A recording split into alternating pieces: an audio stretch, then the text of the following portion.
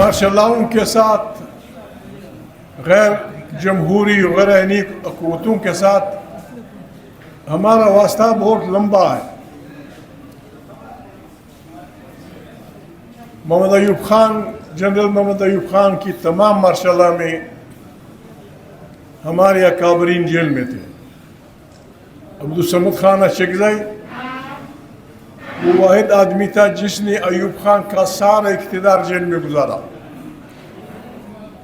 اور پھر نقل معافی کی درخواست دی.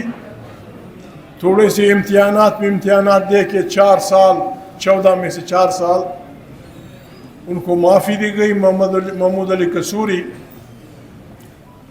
خدا ان کو بخشے، وہ ان کے وکیل تھے. میرے یہاں پڑھتے تھے، محمد خان ہمارے گورنر بنے. جب وہ یہاں سے جا رہے تھے کوئٹہ، کہتے ہیں محمد علی قصوری نے مجھے کہا کہ باپ کو سمجھاؤ، یہ عادی ہو گئے لوگوں کے خلاف بولنے کا، یہ پھر بولے گا اور پھر جیل جائے گا. وہی ہوا. وہ شریف آدمی آیا کوئٹہ میں، عوام نے بہت بڑا استقبال کیا. انہوں نے فنڈامنٹل رائٹس، قوموں کی آبادی، federation of Pakistan, 1 man 1 vote باتیں کی. 15ویں دن واپس جیل میں ڈال دیا اور پھر 14 سال جیل کی تیاریاں ہوئی. میں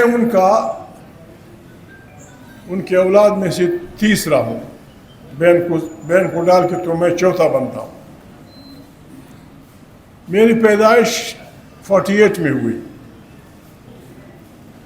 میں 5 مہینے کا تھا. وہ مہمان بنے ان کے.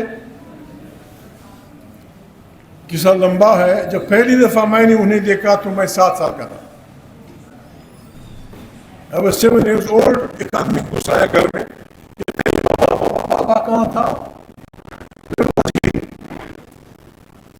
سے لے کر جب ان کی شہادت ہوئی میری عمر 25 سال تھی. یہ 7 سال کی عمر سے لے کر 25 سال تک ان سے میرا بحیثیت خاندان کے فرد کے قسطوں میں اگر ملا دے 6 مہینے 2 مہینے 4 مہینے تو میرا ان سے صرف 2.5 سال کا راستہ گزرا. باقی وہ ساری عمر جیلوں میں رہے اور آخر شہید کر دیے گئے. اس کا ہم نے کسی پہ احسان نہیں ڈالا اور نہ کبھی ہم نے ایک لفظ کہا کہ خدا نخواستہ پاکستان مردہ. یہاں تو ایک آدمی کو تھپڑ مارو وہ پاکستان کو گالیاں دینی شروع کر دیتا ہے. ہم آئین کی بات کرتے ہیں، یہاں انسانوں کی حقوق کی بات کرتے ہیں، تو بس یہی بات ہوتی ہے غدار. یہ غدار ہیں، یہ ملک کو نہیں مانتے، فلانا نہیں مانتے، یہ لوگوں کے ساتھ نفرتیں پھیلاتے ہیں.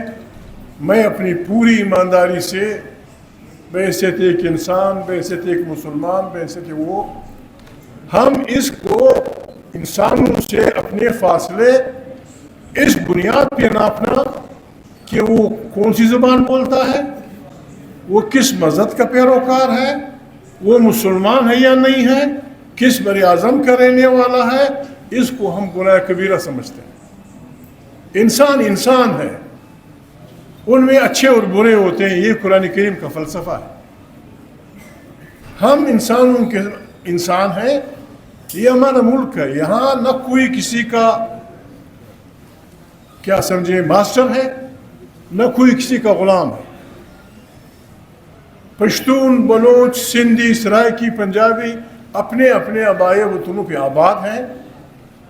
نہ کوئی کسی کا کالونی ہے، نہ کوئی کسی کا کالونیل پاور ہے. یہ ملک 75 سال 76 سال تک اب اس حالت میں پہنچا ہے کہ اگر ہم سب نے عقل کے ناخن نہ لیے اور ہم اکٹھے ہو کر اس بلا کے مقابلے میں کھڑا نہ ہوئے تو خدا نخواستہ یہ ہمارا ملک بڑے خطرناک حادثات کا شکار ہوگا. ہمارے خطے کی طرف لوگوں کی نظریں ایک دفعہ پھر ہمارے خطے میں مت سانڈ وہ اپنی جنگ لانا چاہتے ہیں. ہم نے ہر ایک نے اکٹھے مل کر اپنی اس خطے کو ایک خطرناک جنگ سے بچانا ہے.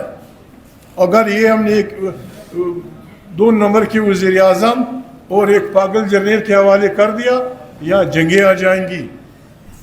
ہمیں واضح طور پہ اس حکومت کو اور ہمارے ملٹری اسٹیبلشمنٹ کو واضح طور پہ یہ پیغام دینا ہوگا کہ ہم دوسروں کی جنگیں اپنے خطے میں کسی صورت لانا نہیں چاہتے۔